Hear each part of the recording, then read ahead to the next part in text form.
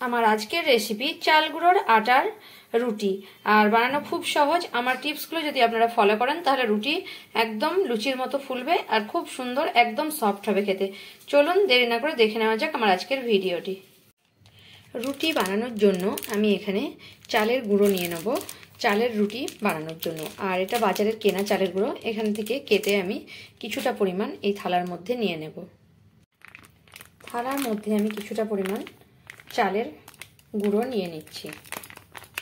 যে চালের গুঁড়োতে আমরা পিঠে পুলি করি সেই চালের গুঁড়োই আমি নিয়ে নিচ্ছি।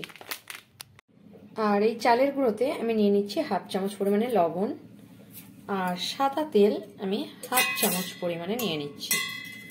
খুব সামান্য পরিমাণেই নিয়ে নেব সাদা তেল হাফ চামচ। এবারে ভালোভাবে মিশিয়ে নেব নুন আর সাদা তেলটাকে। এখানে আমি একটা ডেচকিতে জল বসিয়ে নিয়েছি, উষ্ণ গরম হয়ে গেছে। এখন আমি ইন্ডাকশনটা অফ করে দিলাম। এবারে আমি উষ্ণ গরম জলটা আমি এই চালের আটার মধ্যে মানে চাল গুঁড়োর মধ্যে দিতে থাকবো।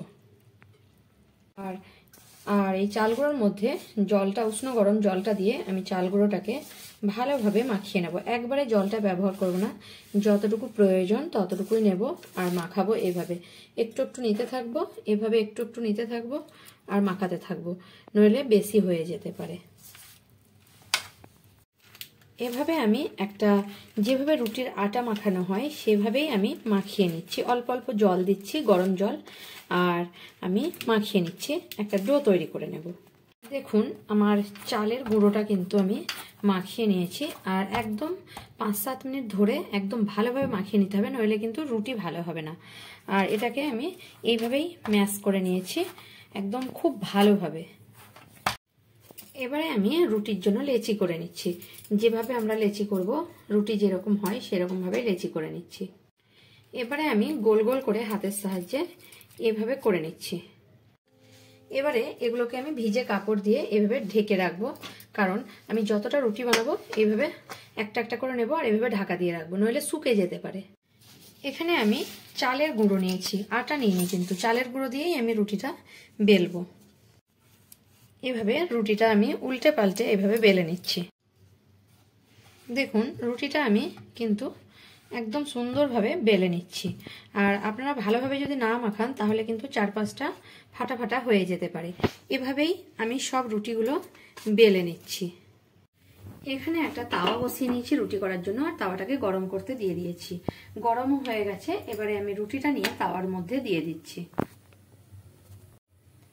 এবার আমার এক পিঠ মোটামুটি হয়ে গেছে। এখন আমি তাওয়াতে উল্টে নেব রুটিটাকে। দেখছেন সাইডে সাইডে একটু হালকা ফুলে উঠেছে, মানে এক পিঠ হয়ে গেছে। এবার আমি তাওয়াটাকে নামিয়ে নেব আর একটা রুটি সেঁকা দিয়ে আমি এটাকে সেঁকে নেব। দেখুন রুটিটা আমার কতটা সুন্দর ফুলছে। দেখুন রুটিটা আমার চালের রুটি, কিন্তু কতটা সুন্দর ফুলেছে। এবারে আমি রুটিটাকে হটপটের মধ্যে রেখে দেবো। আর এইভাবেই আমি সব রুটিগুলো কিন্তু বানিয়ে নেব। এখানে আমি দেখুন সব রুটিগুলো করে নিয়েছি, চাল গুঁড়োর রুটি। আর সবগুলোই আমার ফুলেছে, খুব সুন্দরও হয়েছে, প্রচণ্ড গরম। আমার ভিডিও যদি আপনাদের ভালো লাগে তাহলে আমার চ্যানেলকে সাবস্ক্রাইব করার অনুরোধ রইল। আর কমেন্ট করে জানাবেন আমার রেসিপিটা আপনাদের কেমন লাগলো। যদি ভালো লেগে থাকে তাহলে একটা লাইক করতে ভুলবেন না, আর প্রচুর প্রচুর শেয়ার করবেন।